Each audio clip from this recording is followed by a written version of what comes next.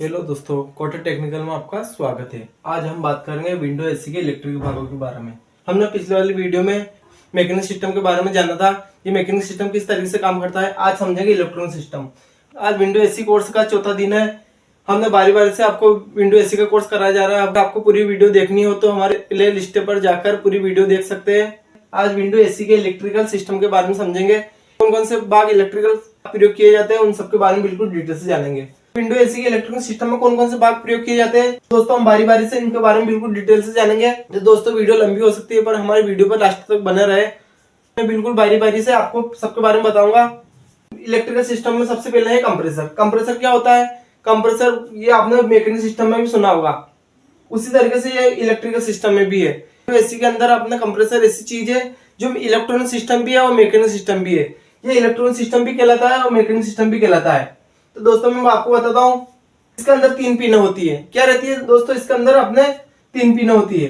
3 पिनें common running standing के नाम से जाना जाता है। इस डायरेक्ट 220 वोल्ट एसी पर काम करता है, जिससे मैं आपको कनेक्शन आगे वाली वीडियो में बताऊंगा। इसका कंप्रेसर का कनेक्शन किस तरीके से करते हैं। इसके साथ कैपेसिटर जोड़ा जाता है। विंडो एसी में 2 तरह के कैपेसिटर जोड़े जाते हैं, रनिंग कैपेसिटर और स्टार्टिंग कैपेसिटर। अधिकतर कंप्रेसर में अपने रनिंग कैपेसिटर जोड़ा जाता है। कोई कंप्रेसर में जो रनिंग और स्टार्टिंग दोनों कैपेसिटर जोड़ा जाता है। तो दोस्तों मैं आपको कनेक्शन आगे वाली वीडियो में करके बताऊंगा। अभी आप समझेंगे बस इस भागों का क्या काम होता है और इसके अंदर कौन सा कंप्रेसर किया जाता है। तो अपना दोस्तों मैंने बताया था मैकेनिक सिस्टम में रोटरी कंप्रेसर प्रयोग किया जाता है। कौन सा प्रयोग किया जाता है दोस्तों? रोटरी कंप्रेसर प्रयोग किया जाता है। 2.5 एचपी से 2 एचपी तक प्रयोग किया जाता है। इसमें कंप्रेसर की कैपेसिटी है। ये विद्युत मोटर को में नापा जाता है, विद्युत मोटर को एचपी में नापा जाता है। तो ये एचपी का मतलब क्या होता है? Horse power.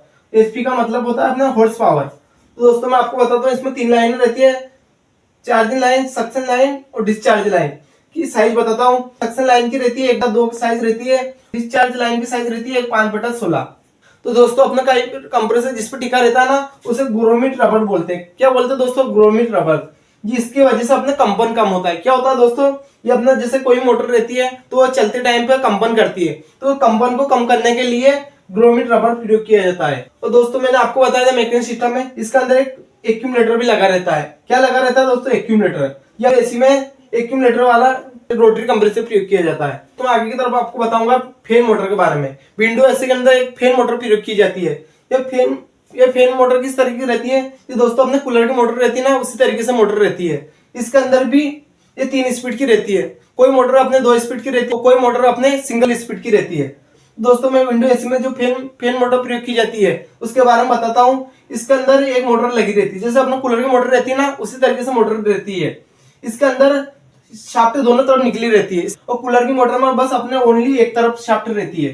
तो इसकी एक तरफ की शाफ्ट में ब्लोअर फैन लगाया जाता है और दूसरी तरफ अपना कंडेंसर फैन लगाया जाता है। ये पंखड़ी लगाई जाती है दूसरी तरफ। ये कंडेंसर फैन क्या करता है, जैसे ये अपने बीच में लगाई जाती है मोटर, एक तरफ अपना कंडेंसर को ठंडा करने के लिए लगाई जाती है। और ये ब्लोअर फैन का क्या काम होता है? अपने एडजस्ट फैन की तरह ही होता है। जैसे मैं आपको पिछली वीडियो में बताया था, ये अपने एडजस्ट फैन की तरह ही होता है। एक तरफ से हवा को खींचना और दूसरी तरफ फेंकना का काम करता है। जैसे ये ऊपर से गर्म हवा खींचेगा और नीचे अपनी ठंडी हवा फेंकेगा। ये ऑपरेटर के नीचे लगा रहता है। अलग अलग वायर की मोटर प्रयोग की जाती है।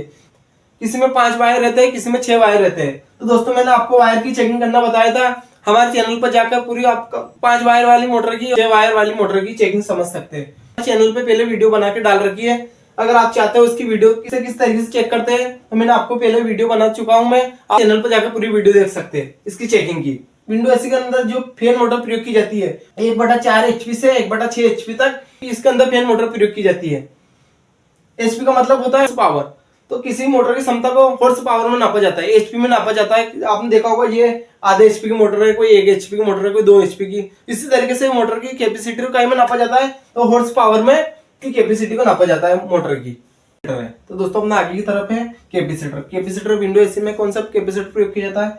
विंडो एसी में 2 तरह के कैपेसिटर प्रयोग किए जाते हैं। एक को बोलते हैं रनिंग कैपेसिटर, दूसरा बोलते हैं स्टार्टिंग कैपेसिटर। दोस्तों मैं आपको बताता हूँ दोनों काम। रनिंग कैपेसिटर का काम होता है कंप्रेसर को लगातार चलाने के लिए। रनिंग कैपेसिटर काम होता है किसी मोटर को लगातार चलाने के लिए रनिंग कैपेसिटर का प्रयोग किया जाता है। दोस्तों उसी तरीके से स्टार्टिंग कैपेसिटर काम होता है किसी मोटर को स्टार्टिंग के टाइम पर झटका देना। स्टार्टिंग के लिए जो कैपेसिटर का प्रयोग किया जाता है तो उसे स्टार्टिंग कैपेसिटर बोला जाता है। इसका काम होता है बस ओनली मोटर को झटका देकर स्टार्ट करना। तो इसे स्टार्टिंग कैपेसिटर बोलते हैं। तो कैपेसिटर की पहचान बताता हूँ। सबसे पहली पहचान तो है इसके अंदर हमेशा पिन निकली हुई रहती है। तो दोस्तों आप लोग रनिंग कैपेसिटर के अंदर हमेशा पिन निकली हुई मिलेगी विंडो एसी के अंदर। विंडो एसी के अंदर जो कैपेसिटर प्रयोग किया जाता है उसके अंदर हमेशा पिन निकली हुई रहती है रनिंग कैपेसिटर में, और स्टार्टिंग कैपेसिटर में ये वायर निकले हुए रहते हैं। एक पहचान तो ये है, इसके अंदर वायर निकले हुए रहते हैं। दूसरी पहचान क्या है दोस्तों, इसका अंदर 440 वोल्ट लिखे रहते हैं। अपने स्टार्टिंग कैपेसिटर पे 220 वोल्ट या 230 वोल्ट लिखा हुआ रहता है स्टार्टिंग कैपेसिटर पे, वो अपने रनिंग कैपेसिटर पे 440 वोल्ट लिखा रहता है। और दोस्तों अपने कितने एमएमपी तक, दोस्तों अपने रनिंग कैपेसिटर कितनी क्षमता तक प्रयोग किया जाता है, तो 20 से 45 एमएफडी तक प्रयोग किया जाता है रनिंग कैपेसिटर। उसी तरीके से स्टार्टिंग कैपेसिटर 40 से 32 एमएफडी तक प्रयोग किया जाता है स्टार्टिंग कैपेसिटर। इसका काम होता है मोटर को स्टार्ट करके साइड में हट जाना का काम होता है इसका। तो इन दोनों कैपेसिटर को एक साथ जोड़ा जाता है वोल्टेज रिले के माध्यम से। तो अपना आगे की तरफ एक वोल्टेज रिले का काम होता है रनिंग और स्टार्टिंग कैपेसिटर को एक साथ चलाने के लिए वोल्टेज रिले का प्रयोग किया जाता है। रनिंग और स्टार्टिंग कैपेसिटर को एक साथ चलाने के लिए वोल्टेज रिले का प्रयोग किया जाता है। अभी मैं आपको नॉर्मल तरीके से कनेक्शन बताता हूँ। इसके अंदर सप्लाई देने के लिए 4 पॉइंट होते हैं, जैसे कि आपको 1, 2, 5, 4 पॉइंट लगे रहते हैं। नंबर पे सप्लाई देने के लिए 2 पॉइंट रहते हैं, 2 नंबर पे सप्लाई देने के लिए 2 पॉइंट होते हैं, और 4 नंबर पे सप्लाई देने के लिए 4 पॉइंट होते हैं, और 5 नंबर पे सप्लाई देने के लिए 2 पॉइंट होते हैं। तो दोस्तों आप पूछोगे इसके अंदर तीसरा नंबर का पॉइंट कहाँ है, तो इसके अंदर तीसरा नंबर का पॉइंट नहीं होता है। इसके अंदर 1 नंबर, 2 नंबर, 5 नंबर, 4 नंबर का पॉइंट होता है, 3 नंबर का कोई पॉइंट नहीं होता है। तो दोस्तों मैं आपको कनेक्शन बताता हूँ कैपेसिटर के साथ। इसका एक वायर अपने 1 नंबर पे जाएगा, स्टार्टिंग कैपेसिटर का एक वायर 1 नंबर पे, उसी तरीके से रनिंग कैपेसिटर का भी 2 नंबर पे जाएगा एक वायर, और इसका एक वायर अपने 4 नंबर पे जाएगा। कहाँ जाएगा दोनों, रनिंग और स्टार्टिंग कैपेसिटर का एक वायर 4 नंबर पे जाएगा।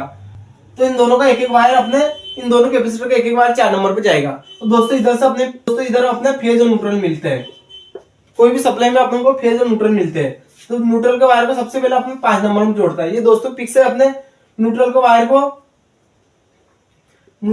को 5 नंबर में जोड़ा जाता है, और अपने फेज वाला वायर को 4 नंबर में जोड़ा जाता है, और 4 नंबर से उठाकर कहा जाता है दोस्तों, अपने 4 नंबर से उठकर दोस्तों अपने रनिंग वाले में जाता है। तो अपने 4 नंबर से उठता है वायर और अपने रनिंग वाले में जाता है। कहा जाता है दोस्तों रनिंग वाले में। उसी तरीके से न्यूट्रल वाले को अपने 5 नंबर में जोड़ा है, 5 नंबर से न्यूट्रल वाला उठता है, कहा जाता है दोस्तों कॉमन वाले में जाता है। कहा जाता है दोस्तों कॉमन वाले में, कंप्रेसर कॉमन पॉइंट में अपने 5 नंबर न्यूट्रल जाता है। उसी तरीके से ये 2 नंबर का 1 पॉइंट बच रहा है, तो 2 नंबर का 1 पॉइंट अपना कहा जाएगा स्टार्टिंग में, तो 2 नंबर का आपको स्टार्टिंग में जाएगा। दोस्तों मैंने आपको नॉर्मल तरीके से कनेक्शन बताया है। आपको समझ में नहीं आए तो कोई बात नहीं है, आपको पीछे वाली वीडियो में बिल्कुल डिटेल के साथ आपको कनेक्शन करके बताऊंगा। वोल्टेज रिले का क्या काम होता है, ये अभी इसके बारे में समझेंगे अपन। तो वोल्टेज रिले का काम होता है तो स्टार्टिंग कैपेसिटर को एक साथ जोड़कर अपने कंप्रेसर चलाने के लिए अपने वोल्टेज रिले का प्रयोग किया जाता है। आगे की तरफ है सेलेक्टर स्विच और थर्मोस्टेट। तो दोस्तों मैं आपको बताता हूँ, सेलेक्टर स्विच का प्रयोग बंद हो चुका है। पीसीबी का आने के कारण इस सेलेक्टर स्विच और थर्मोस्टेट का प्रयोग बंद हो चुका है। पहले के टाइम पर जिस टाइम पे अपने पीसीबी नहीं थी, उस टाइम पे अपने सेलेक्टर स्विच और थर्मोस्टेट का प्रयोग किया जाता था, पर अभी वर्तमान में सबसे ज्यादा अपने पीसीबी का प्रयोग किया जाता है। फिर मैं आपको बताता हूँ सेलेक्टर स्विच और थर्मोस्टेट के बारे में। दोस्तों मैं आपको बताता हूँ सेलेक्टर स्विच के बारे में। सेलेक्टर स्विच और थर्मोस्टेट अभी बंद हो चुके हैं, फिर मैं आपको इसके बारे में बताता हूँ। सेलेक्टर स्विच अपने 2 तरह के रहते हैं, 6 पिन वाला, 5 पिन वाला सेलेक्टर स्विच प्रयोग किया जाता है विंडो एसी के अंदर। पहले किया जाता था, अभी वर्तमान में तो अपने पीसीबी का प्रयोग किया जाता है। दोस्तों मैं आपको बताता हूँ, जो पेन मोटर अपने 3 स्पीड की रहती है वहां 6 पिन वाला सेलेक्टर स्विच प्रयोग किया जाता है, और जहाँ अपने पेन मोटर 2 स्पीड की है, हाई और लो स्पीड की है, वहां अपने 5 पिन वाला सेलेक्टर स्विच प्रयोग किया जाता है। इसके अंदर 2 पॉइंट रहते हैं ऊपर की तरफ, इसके अंदर से दोनों एक होते हैं। क्या रहता है दोस्तों, ये अंदर से दोनों एक होते हैं, किसी से भी आउट करा सकते हैं। उसी तरीके से इधर वाले में दोनों अंदर से एक होते हैं। तो दोस्तों मैं आपको सेलेक्टर स्विच के बारे में बताता हूँ। इसके अंदर एक पिन रहती है अपने लो की, क्या रहती है दोस्तों, लो की। दूसरी पिन रहती है अपने मीडियम की, रहती है, और तीसरी पिन अपने हाई स्पीड की रहती है। ये पेन मोटर को चलाने के लिए हाई, मीडियम, लो की रहती है। और तो दोस्तों एक और पिन रहती है, वो रहती है अपने कंप्रेसर की। क्या रहती है दोस्तों, कंप्रेसर की रहती है दूसरी, एक और लास्ट वाली पिन। तो दोस्तों अपने लास्ट वाली पिन रहती है अपने कंप्रेसर की। तो ये आगे पीछे भी हो सकती है, इसका चेकिंग के बारे में आपको पीछे वाली वीडियो में बताऊंगा। उसी तरीके से दोस्तों ये इसमें अपने 2 स्पीड की रहती है, जहां अपने 2 स्पीड की फैन मोटर रहती है वहां अपने 5 पिन वाला सेलेक्टर स्विच प्रयोग किया जाता है। जैसे अपने हाई की रहती है। क्या रहता है दोस्तों, हाई का पॉइंट, और दूसरा रहता है अपने लो का पॉइंट, और ये एक अपने कंप्रेसर का पॉइंट रहता है। जहां अपने हाई हाई लो की स्पीड की 2 स्पीड की मोटर रहती है, जहां अपने 5 पिन सेलेक्टर स्विच प्रयोग किया जाता है, और जहां अपने 3 स्पीड की फैन मोटर रहती है वहां अपने 6 पिन वाला सेलेक्टर स्विच प्रयोग किया जाता है। 6 पिन कैसे हुआ दोस्तों, जैसे 1 2 3 4 5 6, इस तरीके से 6 पिन वाला सेलेक्टर स्विच बोलेंगे इसे। और इसके अंदर कितने पॉइंट है, इसके अंदर 5 पॉइंट है, 1 2 3 4 5, तो इसे 5 पिन सेलेक्टर स्विच बोलेंगे। ये अंदर से दोनों ऊपर वाले एक होते हैं। क्या होता है दोस्तों, अंदर से दोनों एक होते हैं। इसके अंदर एक बीच में रोटरी स्विच प्रयोग किया जाता है। क्या प्रयोग किया जाता है दोस्तों, रोटरी स्विच। इसके अंदर एक रोटरी स्विच होता है जिसके माध्यम से ये स्पीड को हाई मीडियम लो कर सकता है। इसके अंदर स्विच, ये रोटरी स्विच, रोटरी स्विच का काम होता है इसके अंदर की हाई मीडियम लो स्पीड को, कंप्रेसर को बंद चालू करने, स्पीड को चेंज करने के लिए रोटरी स्विच की तरह ही एक बीच में बटन प्रयोग किया जाता है। इसमें भी उसी तरीके का बटन रहता है, और इसके माध्यम से अपन कम ज्यादा या कंप्रेसर को बंद चालू कर सकते हैं। तो दोस्तों आपको वीडियो लंबी हो चुकी होगी, पर आपको बिल्कुल डिटेल से बता रहा हूं मैं, बस अपना लास्ट वाला बच रहा है। उसी तरीके थर्मोस्टेट, थर्मोस्टेट का क्या काम होता है दोस्तों, आपको फ्रिज में बताया था मैंने थर्मोस्टेट का काम क्या होता है। थर्मोस्टेट का काम होता है अपना कूलिंग को कंट्रोल करना। क्या काम होता है दोस्तों, कूलिंग को कंट्रोल करना। ये अपने पूछ, थर्मोस्टेट के अंदर एक पूछ लगी रहती है, पूछ के अंदर SO2 गैस रहती है। कौन सी गैस रहती है दोस्तों, SO2 गैस उसके अंदर थर्मोस्टेट की पूछ के अंदर रहती है। थर्मोस्टेट का काम होता है अपने कूलिंग को कंट्रोल करना। एवापोरेटर की कोयल रहती है, कोयल में लगी रहती है अपने थर्मोस्टेट की पूछ। एवापोरेटर ज्यादा ठंडा होने पर इस सप्लाई को कट कर देती है थर्मोस्टेट, थर्मोस्टेट सप्लाई को कट कर देती है और कंप्रेसर अपना बंद हो जाता है। तो ये अपने कूलिंग को कंट्रोल करने के लिए थर्मोस्टेट का प्रयोग किया जाता है। तो दोस्तों आपको एक बार शॉर्टकट में बताता हूँ, कंप्रेसर का क्या काम होता है। कंप्रेसर काम होता है गैस को एक तरफ से खींचना, दूसरे फेंकना, काम अपने कंप्रेसर करता है। इसके अंदर एक मोटर लगी रहती है, मोटर के माध्यम से गैस को एक तरफ खींचता है, दूसरा फेंकने का काम करता है अपना कंप्रेसर। उसी तरीके से फैन मोटर, फैन मोटर अपने कूलर की मोटर के सामान्य होती है। इसके अंदर दोनों तरफ शाफ्ट निकली रहती है, एक तरफ अपना ब्लोअर फैन और पीछे की तरफ अपना कंडेंसर फैन लगा रहता है। ब्लोअर फैन का काम होता है कमरे के अंदर गर्म हवा खींचकर ठंडी हवा फेंकने का काम अपने ब्लोअर फैन करता है। ये अपने एग्जॉस्ट फैन की तरह रहता है ब्लोअर फैन। तो उसी तरीके से वो पीछे कंडेंसर फैन, कंडेंसर फैन का काम होता है कंडेंसर को ठंडा करने के लिए इसके अंदर पीछे की तरफ कंडेंसर फैन का प्रयोग किया जाता है। पंखड़ी लगी रहती है, मोटर तो एक ही रहती है अपने। पीसीबी, पीसीबी का काम होता है रिमोट से पूरी एसी को कंट्रोल करना। पीसीबी का पूरा नाम होता है प्रिंटेड सर्किट बोर्ड। इसके माध्यम से पूरी एसी को रिमोट से कंट्रोल किया जाता है पीसीबी के माध्यम से। स्विंग मोटर क्या होता है दोस्तों, स्विंग मोटर का काम होता है हवा को दिशा देना। स्विंग मोटर का काम होता है हवा को दिशा देना, काम अपने स्विंग मोटर का होता है।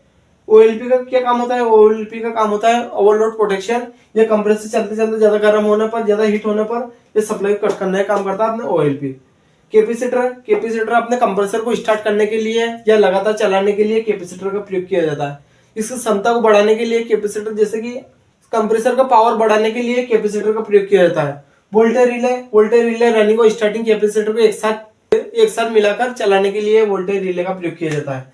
सेलेक्टर स्विच मैंने आपको बताया था 6 पिन वाला और 5 पिन वाला प्रयोग किया जाता है। इसके अंदर एक स्विच लगा रहता है जिसे रोटरी स्विच बोला जाता है। इसके माध्यम से कम ज्यादा या अपने कंप्रेसर को बंद चालू कर पूरी एसी को कंट्रोल किया जाता है इस स्विच के माध्यम से। तो थर्मोस्टेट का क्या काम होता है, थर्मोस्टेट का काम होता है कूलिंग को कंट्रोल करना। इसमें एक पॉइंट इन के लिए और दूसरा पॉइंट आउट के लिए रहता है। एक पॉइंट इन के लिए, दूसरा पॉइंट आउट के लिए रहता है। किसी से भी इन, किसी से भी आउट कर सकते हैं। दोस्तों मैंने विंडो एसी के इलेक्ट्रिकल सिस्टम के बारे में बताया है। अगर आपको इस वीडियो से संबंधी आपके मन में कोई क्वेश्चन है तो कमेंट कीजिए। अगर चैनल पर नए हो तो चैनल को सब्सक्राइब कर लीजिए और साथ में बेल आइकन का बटन भी दबाइए जिससे आपका सपोर्ट बना रहे। तो चैनल को जरूर सब्सक्राइब कीजिए। वीडियो देखने के लिए बहुत बहुत धन्यवाद।